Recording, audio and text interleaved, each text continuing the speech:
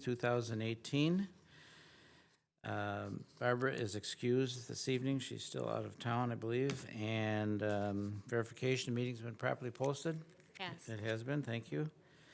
Do we have any citizens that wish to address us? Are you going to address us or just listen?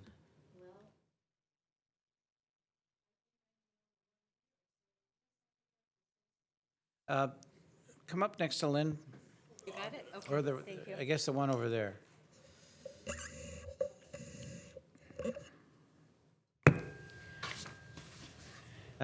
Just please share with us your name and you can sit.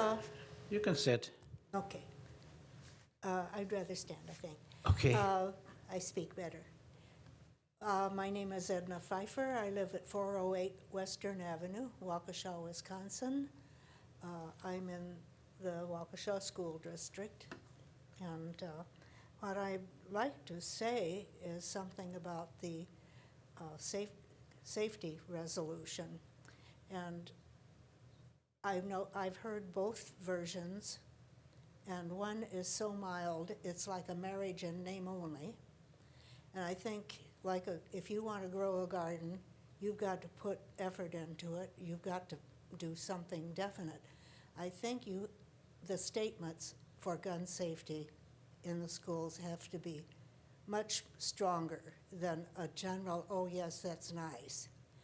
And I hope the board sees it that way. Thank you. Thank you.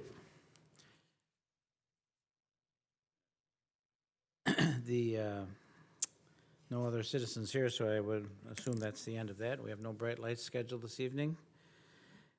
We do have some action and discussion items, though, before us. And I guess first is to approve, approve the policy minutes from the May meeting. We have those here. And did you see anything in there you want adjusted? I see no corrections necessary, so I make the motion that we approve the minutes as presented. And I will second those motions, and we have no changes to make. All in favor, please say aye. Aye. 2-0. Lynn? Thank you. And we have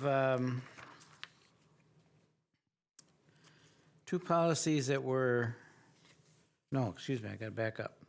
These are the policies that we will be reviewing and passing for the first time so that we bring them onto the board meeting in July. So Joe, do you want to give us the meat and potatoes of this? Yes, as we discussed at the Teaching and Learning Committee in June, we have run into some issues as it pertains to out-of-state overnight field trips, particularly at the middle school level. Due to the number of students who have medications that we, on an overnight trip, would be responsible for administering, and due to the rules that exist in each state and country where groups intend on going, we have to make some adjustments to our field trip policy.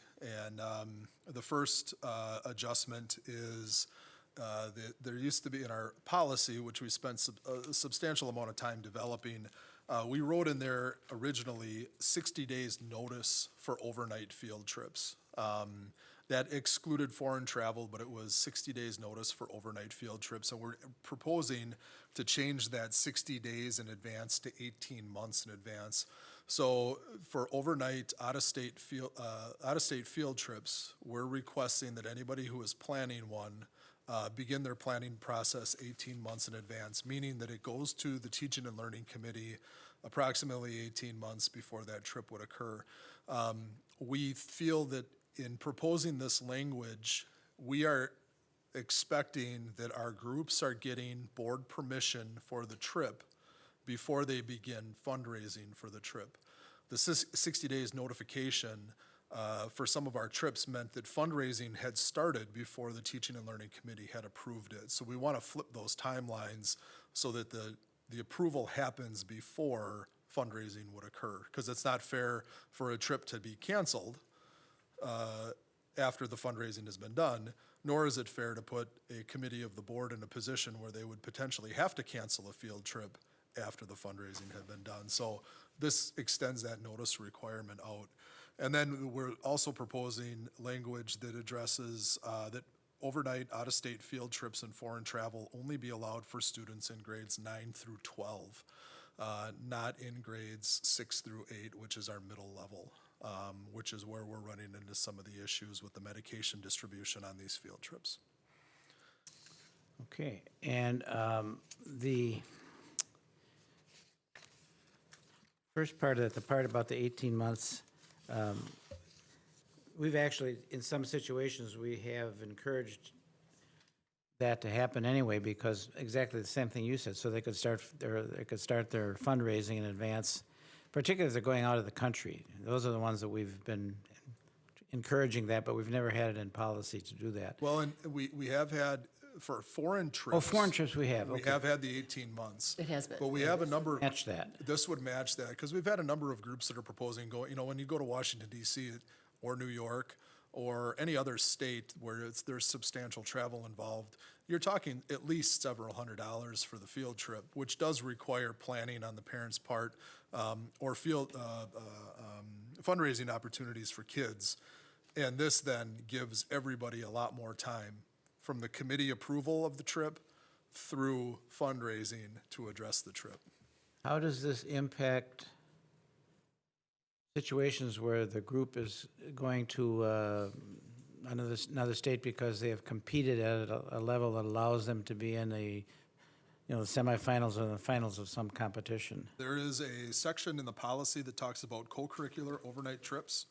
Co-curricular overnight trips are those trips conducted by a school-sponsored athletic team or student group organization, which include one or more overnight stays. All such trips must be approved by TNL, or if eligibility due to competition, for example, WIA tournaments, makes the regular timeline impractical, by the Assistant Superintendent for Teaching and Learning. So this provides, so say for instance that the marching band qualifies for a national competition, this whole dynamic would change. Jody, as the Assistant Superintendent for Teaching and Learning, could approve this on her own, and then report to the Teaching and Learning Committee who is going where. The same thing would apply for the basketball team that qualified for the state basketball Okay. tournament, or the, I think of the robotics group, that will proceed, from a state level competition to a national or international level competition.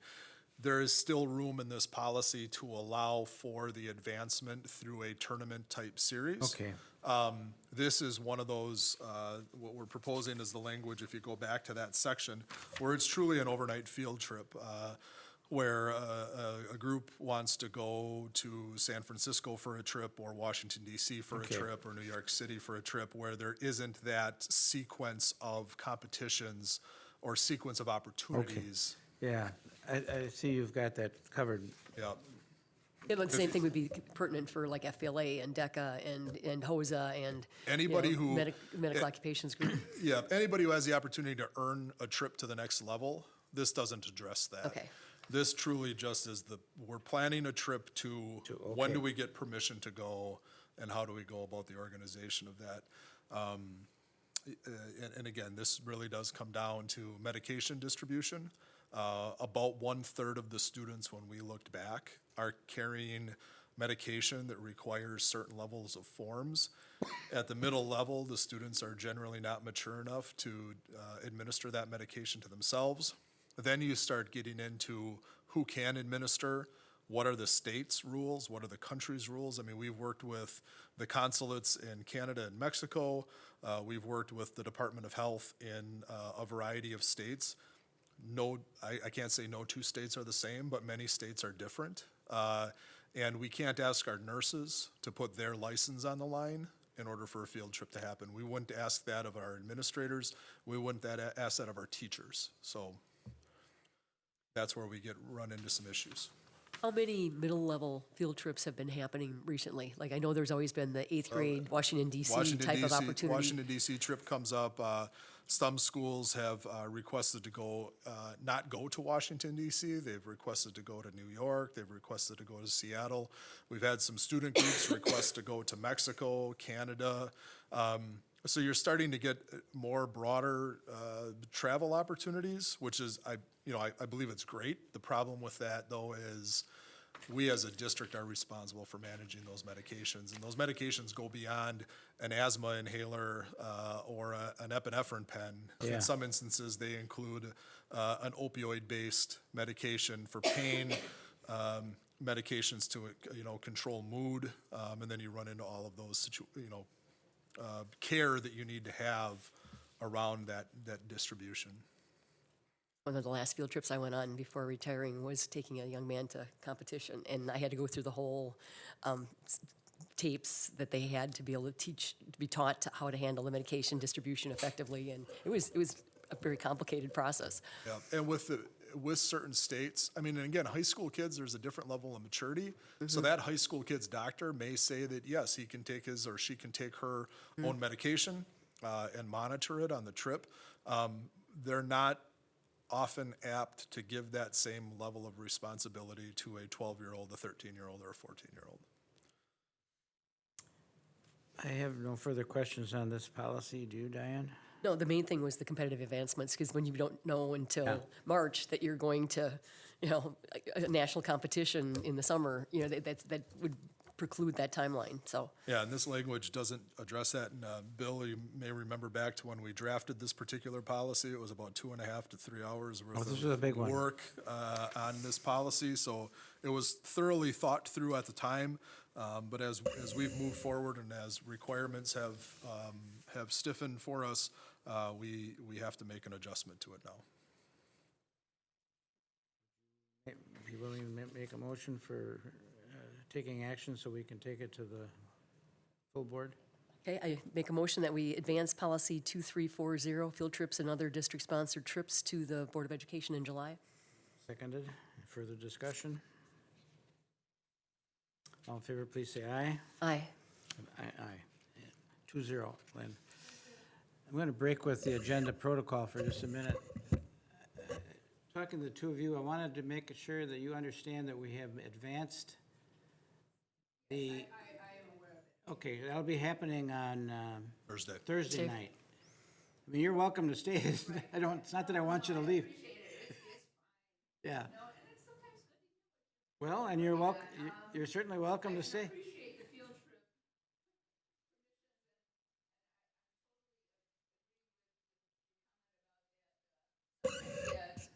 that long of a wait time is cumbersome and difficult, especially when you have children. Thank you. Thank you so much. It's wonderful Thank you. having you. It's a hard job. Thank you. Thank you.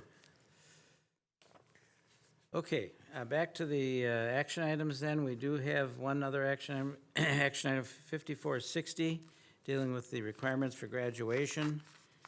And the changes on this one are really in, what would that be, on the third page, if I'm reading it correctly. Student may participate in commencement exercises if the graduating senior's financial obligations to the school district of Waukesha have been satisfied. Students who demonstrate a financial hardship will have their status reviewed on an individual basis through fee waivers. No fee waivers will be considered without a timely request being made by the family. And this is as a result of some of the flashback we had this spring, because the wording was a little bit shorter than that, and we're trying to build it up, right? Yeah, and so the language that you see there is how the business office is operated. Right. As it pertains to that policy. The business office has worked with families.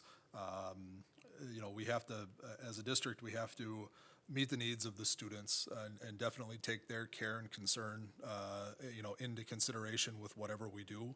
However, on the back end of that, we need to make sure that we're collecting the fees that, have been generated by the Finance and Facilities Committee, that are applied uniformly across our district. In situations of free and reduced lunch, those fees are addressed accordingly. But we wanted to update the policy language so that it does capture our practice, and so that the policy is not vague as it pertains to what the business office does. And that it was inconsistent. Well, it was just not negligence. There was some interpretation that could have been made Yeah, then. based off what the language was. It was happening, but it wasn't forthcoming to all the people that needed to know about it, let me put it that way. Correct. People could interpret the policy to mean one thing when the practice was actually a different thing. And we had some negative news on it because it wasn't researched properly by that news organization. Correct. And caused a lot of hassle that really wasn't necessary. And when we finally got to the graduation itself, 2 weeks ago, everything went very smoothly. Correct. You know,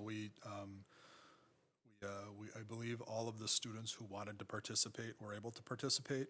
And the business office addressed countless numbers of, you know, late payments and, you know, last minute payments, and addressed waivers with families and fee reductions with families. And they spent a lot of time working on this.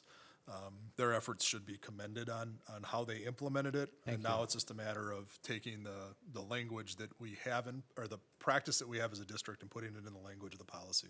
I guess along with that, it would be to make sure people know this in advance of, like, June 1st. Yeah, and I would share that, you know, from the onset of each school year, the business office, the high schools are informing to parents. The middle schools now and the elementary schools now are sharing with parents the fee expectations. We have a number of checks and balances put in place as time goes on. For instance, you can't access school choice until, in-district school choice, until your fees are paid. I know that during that window, our enrollment office collected tens of thousands of dollars worth of unpaid fees at the time. I think it was nearly $20,000. Because kids wanted to go outside of their attendance area for school, so that was a good check for us. I know that the business office and the F&F committee has worked to address course fees at the middle level. I know that the business office is working on addressing course fees at the high school level now. So there's a lot of work in progress to correct to correct a situation that, our current business office had inherited. There was not a lot of attention paid to this. They've done a good job of balancing, again, the needs of the kids, the needs of the families, but also the need of the district to maintain financial solvency. May I ask when it's actually turned over to collection agencies, like, or gone to small claims court It goes to collections at the end of the month, at the end of June. at the end of June? So we do give families the option the opportunity to pay us, whatever the arrangement was made. Okay. But at that point, then they would. And I don't have an exact number of how many families have been turned over to collections. I don't believe it's been a lot. Good. And how will all the seniors, per se, be aware of this kind of hardship alternative? Because it's not like you have ready access to all the students that are in free and reduced lunch or whatever, that you could be indicating who should I be letting know this information. Individuals need to know that it's their responsibility to come forward and request it. And that's clear, the way it's written here, without a timely request being made by the family. So how does the family know that there's an alternative for them? This is listed in student handbooks that parents have access to. These handbooks are reviewed with students at the beginning of the school year. The business office has put information out to all families in the district, and all families have available access to their balances in Infinite Campus. So you can log into Infinite Campus as a family, and you can check out where you're at with your financial obligations to the district through the parent portal.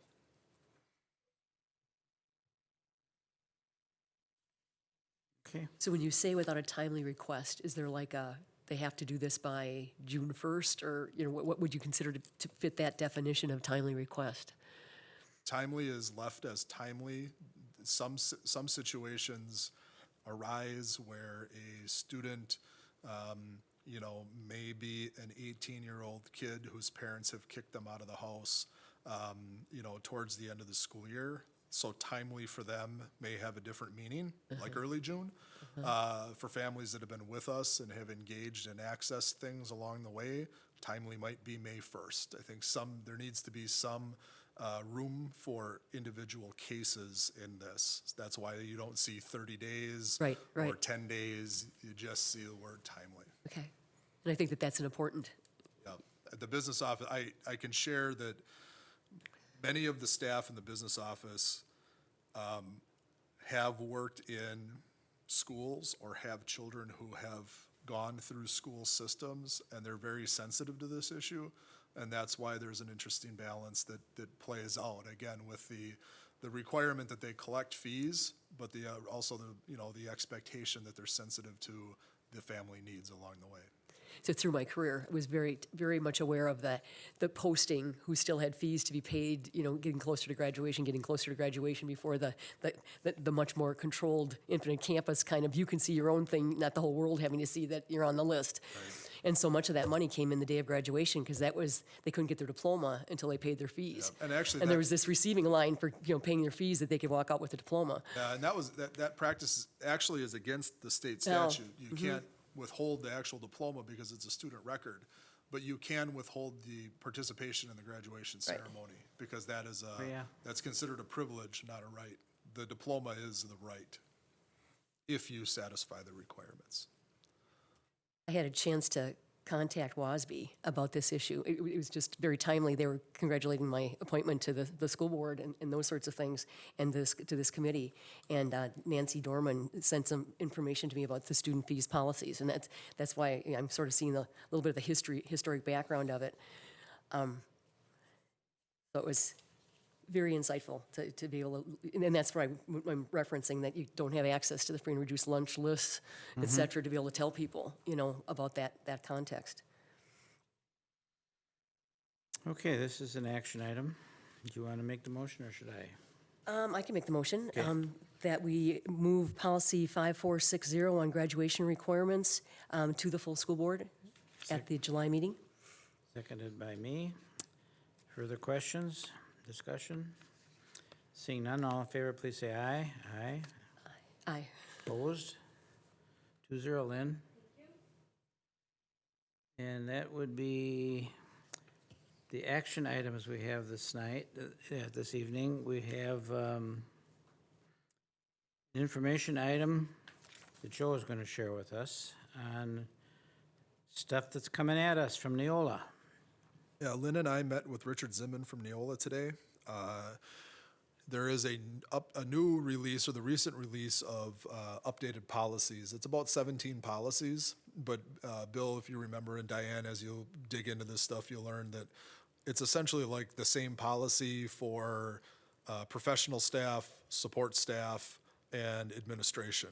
It just has 3 different numbers. So we're not going to be dealing with a substantial book of policies like, we have had some updates that are 40 or 50 policies long. Yes.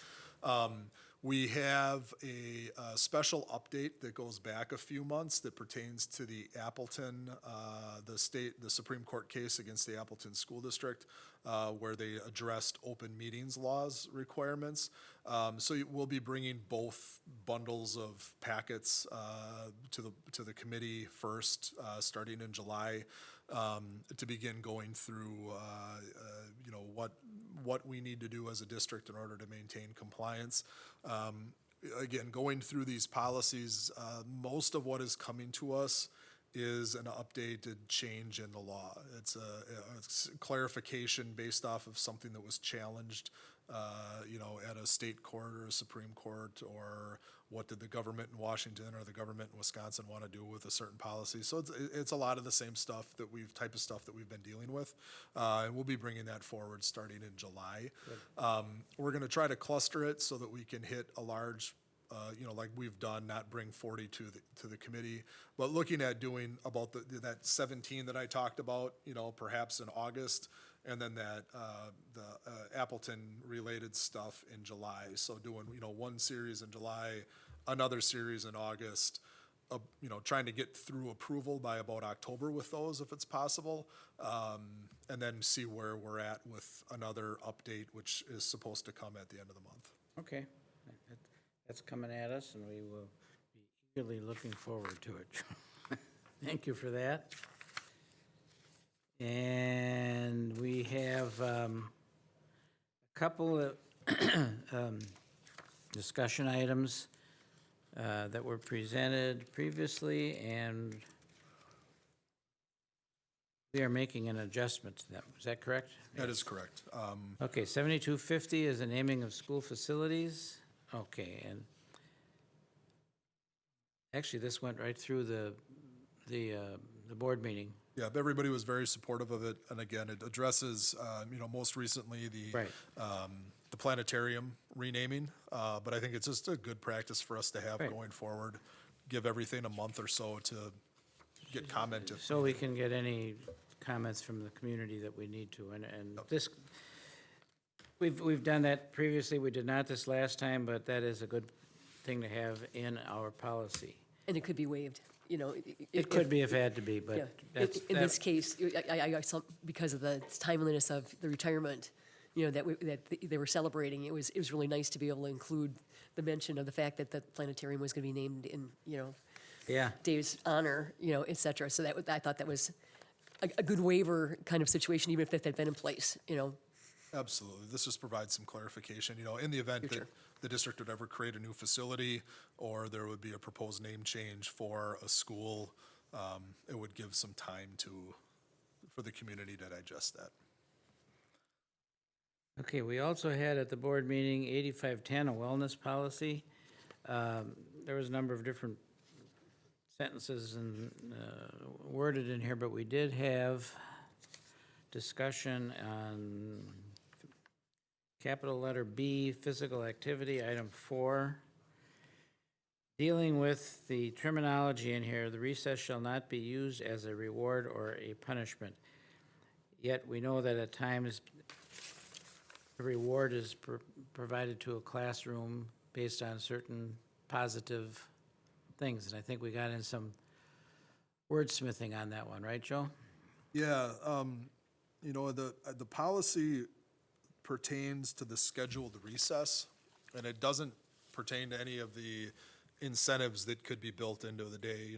I used to teach at the high school level, and if you had one of those 75-degree sunny days and you wanted your students to go outside and have class, and you maybe did 15, 20 minutes of class, and the kids had earned an opportunity to walk around after a lot of the work had been satisfied. High schools didn't have recess, but that would be a high school type example where you're not using it as a recess as a reward or as an incentive. At the elementary level, elementary schools have scheduled recess time. What this says is you can't take that away or hold it over a kid's head in order to get them to do something. It doesn't preclude a teacher from saying, we're going to go outside for a half hour this afternoon because it's a nice day and you guys did all of your work. And as I was reviewing this, I think 4 should stand as it is. Barb's not here, but her passion is to make sure that recess is respected and happens every day, daily, kind of, access to it. I'm thinking it fits more under number 2, that physical activity and movement shall be integrated when possible across the curriculum and throughout the school day. That you could actually make a statement that, it's good to get extra exercise. I know that one of the things that happens a lot is, you've been working hard for 90 minutes. Let's give you a 3-minute brain break. Just get up and move around and, and come back to have a little bit more energy in that process. And I think, that would be a better place to say, get it moving, Well, you used a sentence that I was thinking we could even use. Does not, back on number 4, Diane. In the part that's marked here with the recess shall not be used as a reward or punishment, I agree. First of all, I was thinking maybe we should say the daily scheduled recess period. To clarify it. Just clarify that. Then I was thinking, I liked what the term, I had this in my own mind, does not preclude teachers making arrangements for other physical activity. Maybe we could even put that in there. And that would almost reference the person to look back at number 2. Right. I think for clarification that the daily scheduled recess shall not be used would be a good clarification. Yeah, I had put that in here, and then Could you recess recite that sentence Okay. again? This does not preclude okay, teachers. with the the first sentence there, with a daily scheduled recess period, Yep, got that. then I would say maybe this recess shall not be used as a reward or punishment. But this does not preclude Teachers from, and I don't- Providing okay. Additional other physical activity, opportunities. for opportunities. students. try that. Other or additional? Other or additional, exercise kind of opportunities, like just physical movement. Perhaps additional would fit in there better. I think it would. Yes. So I'll read number 4 please. as how we propose it. All students in grades K through 5 shall be provided with a daily scheduled recess period. This recess shall not be used as a reward or punishment. Then a new sentence, this does not preclude teachers from providing additional physical activity opportunities. Students, 4 students? Yeah. Okay, I think, again, to Barb's concern on this, this was a little bit, unless you knew the specifics about the scheduling of the recess, this didn't cover it, but I think we broadened the terminology here enough to satisfy what she was concerned about. And I think everything else in here went through okay. Whoever did the wordsmithing on this, I thought it was really well done, in terms of talking about meeting the needs of all students, even those that are not athletically gifted, et cetera. So, yeah, I think, you've done a nice job of directing, a lot of the We broader benefit. concerns. We benefit, in using Neola, we benefit from the experiences of about 1,200 school districts across the country. And so Neola will, establish some policy templates for us. One of the reasons why we do get so many updates is of that 1,200 plus school districts that use it. Many times they'll get challenged on policy, and they will then propose to Neola better wording for those policies. Okay. And once those updates happen, those policies get, shared with the rest of the group that is buying into the policy series. So, you're able to tease out, experiences of 1,200 school districts in 7 states that Yeah. use this, so. I have thought we've made a good move when we got into that.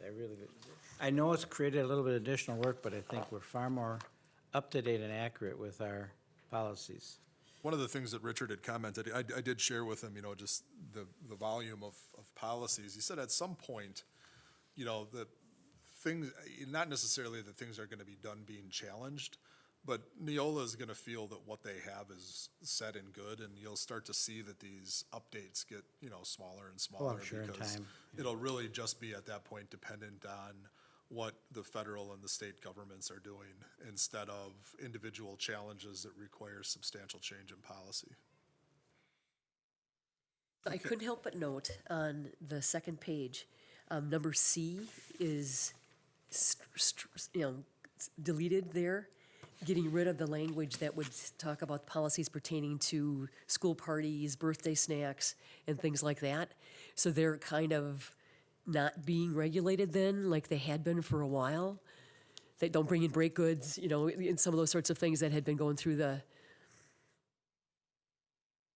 Yeah, the federal government, so what you see, a lot of what you see in this comes from the US Department of Agriculture that oversees those school lunch programs.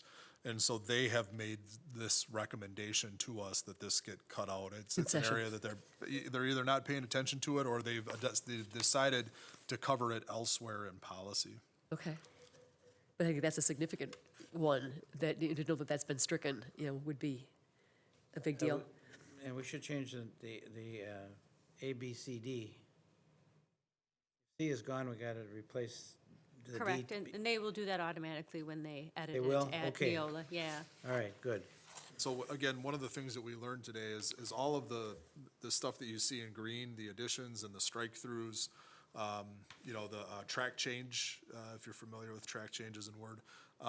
What they do back at Neola is after we submit our final draft, they go through and review it, they update legal citations, they update the revision history of it. So you'll see maybe a February 7th the of dates. 2017, and then you might see a March 5th of 2018, and then so on. They add all of that in, and then they accept the changes in the track change, and then that's how the policy gets updated and then sent back to us Back for For publication. publishing, okay. So it's truly as a service then? That's, Oh, it that's is. an ongoing, Absolutely. not just as a recommendation and they walk away, it's, Absolutely. And that was okay. one of the reasons why we went to Neola. We had worked with WASB for a long time. They would send us a policy packet or policy updates, but the language often fell on our shoulders. Neola, you know, if you're thinking about like a percentage of the work done, Neola will take care of about 75% of the work for us. And then we're able to take these policies, bring them to committee, bring them through administration, and then get you a final updated policy that fits the needs in Waukesha. Whereas before you were, you know, cut, paste, try to draft your own language, send it to your attorneys. Neola's attorneys address all of this in detail for us. And then they also support the policy language if you're ever need to be defended. okay, They okay. have, yeah. And what does that service cost? Since I'm It on finance costs and us facilities about- too. It costs us about $15,000 to start, and then there's an annual, maybe $2,700 fee That's- to it's participate It's in in it. that range, yeah. When we did a little bit of, you know, looking back, for $2,700 a year, that maybe would be about 3 policies if you had to work closely with your attorneys. That's what I was just thinking, So it's that's not a high fee. No, it's a very low fee. Okay, For the publication, the legal support, and the assistance in the drafting of these. I think it's been invaluable for us in the last 2 to 3 years. Absolutely. Okay, so we have the change that we're going to make for 8510 to take it to the second reading. Do we have to approve that change? We just take it? I think we can just take it. I don't I mean, the board is the final approving Right. body, so, So it's really not an action item. no, and it's not an action on here. Excuse me. Other business, recommendations for future committee meetings? Anybody have some other issues that are pending and hanging out there? We are gonna be, in the next 2 months, in July and in August, we may need to fast track some language around course options. You remember the course options, youth options program? Yeah. That course options and youth options has been eliminated, and it's been given a new name. And we worked through those policies today. Part-time open enrollment is coming back, and we worked through those policies. There used to be part-time open enrollment where a student from another district could come to Waukesha, take a class or two, if they wanted to come here. When course options and youth options were put out there, that went away under course options. And then they decided to bring it back now and eliminate course options and youth options. So you'll see some of that and what we may need to do in July, bring you the language on those policies, but then, you know, try to get it to the full board in August for approval. Due to when we met with Richard and got the explanation and looked at the language, it was not timely to have it on the agenda for tonight. Okay. And then kids will be accessing those things going into the school year, so we want to make sure that those policies are on the Wouldn't they have made those decisions already for their courses? Anything that was selected under course options and under youth options is honored. The state recently made this change. Okay, so if they've already selected something last spring, that's okay. They're all set and ready to go. Okay. It's anything going forward. like So- second semester if they'd be making changes or Right, whatever. correct. If All you're right. making these requests for second semester, Okay. All right. we want to have that addressed as soon as I possible. would, yes, I think on your fast tracking, that would make sense. Anything else? Wow. You guys want to stay around for a while? No. We've completed everything we needed to complete, so we can stand adjourned. The next policy committee meeting is scheduled for July 17th, 2018, changing the time to 4 PM. Other than that, same place. Did they talk to you about that? Good for you to hear that. Okay, we are adjourned. Thank you.